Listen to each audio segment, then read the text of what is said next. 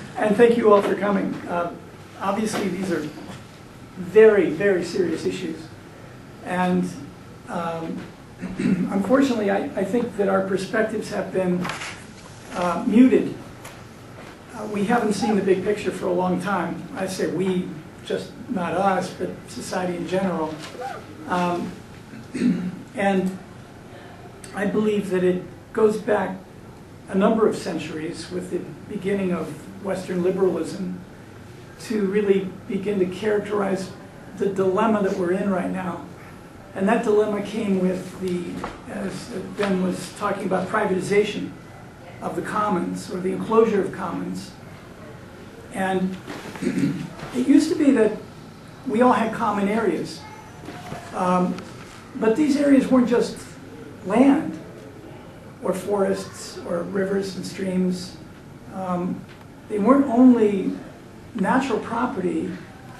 Commons also referred to ideas and cultural phenomena, the arts, ritual, indigenous cultures. They referred to genetic properties that we have, like DNA and seeds, and they referred to certainly society itself. That's a commons. And also minerals, and as well as nature. So there's a lot of different variety there.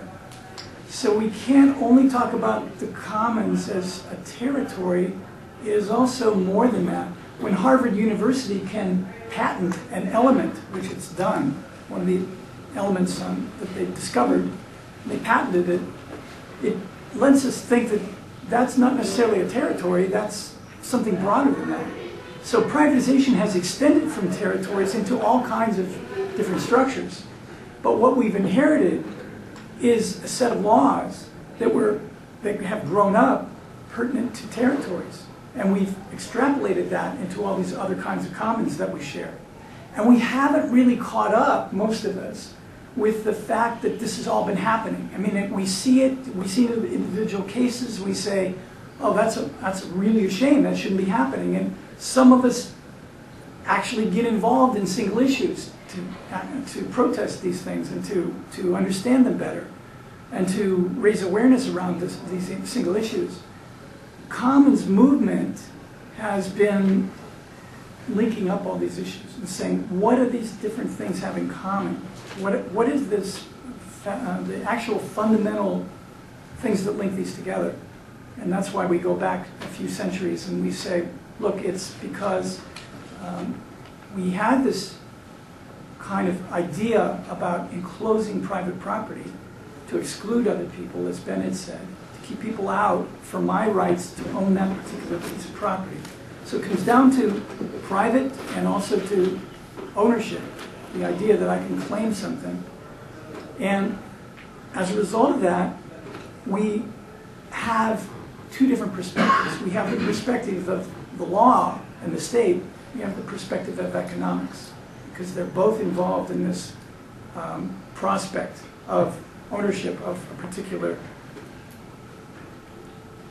piece of shared resource, this shared resource that once belonged to all of us collectively and now is being parceled and privately owned. It's very interesting that if you do go back and entertain the perspective of our ancestors many years ago, and before there was such a thing as privatization, you come out with a different perspective. And yet, we're living now. We're living in the present. We really have to understand the kinds of things that pertain to now. But a historical perspective is needed, but also a really keen perspective of what's happening now. My focus has always been in my background in international development, which is where I've spent most of my career as an economist in international development. My perspective has always been that we have to understand the local, because that's absolutely fundamental. But all of the locals add up to the global. And without the global support, without some kind of multilateralism, which supports the local, then what ends up in many people's minds is it's kind of local versus global. It's the idea that the global keeps undermining what's happening locally. And from the perspective of economics, I would suggest that what's happening there is that the local will always be undermined because we deal with interest rates. We deal with a debt-based economy. So fundamentally, even if we were to go through the court system, challenge the enclosures that are all around, and we're successful in overturning, creating a non-closure movement, rolling back the enclosures, if that were ever to be possible, and it's hard to imagine that it could really take place. Even if we were to do that without changing the economic system, we'd still be in the same place because we have a debt-based system. So my view has always been that we have to take a legal and state perspective, a political perspective, but we also have to take an economic perspective, because if we don't, we will end up in the same place. And it's rather interesting, I think, that that the commons movement and the rolling back of enclosures actually has in it the kind of key that we need to be able to understand how to create this new kind of economics. Because, in fact, what the crisis is around the world today, it seems to me, is that the economy is not seen as part of the biosphere and noosphere, meaning natural resources and intellectual or mental resources that people have. And I could also include the physiosphere, or material resources of the planet as well in that.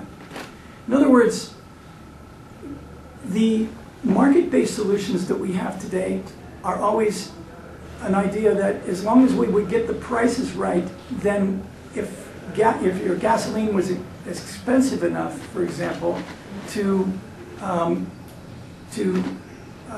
reflect the value of pumping oil and the dwindling of oil reserves as it does exist out there, and we were to pay a premium for our gasoline, that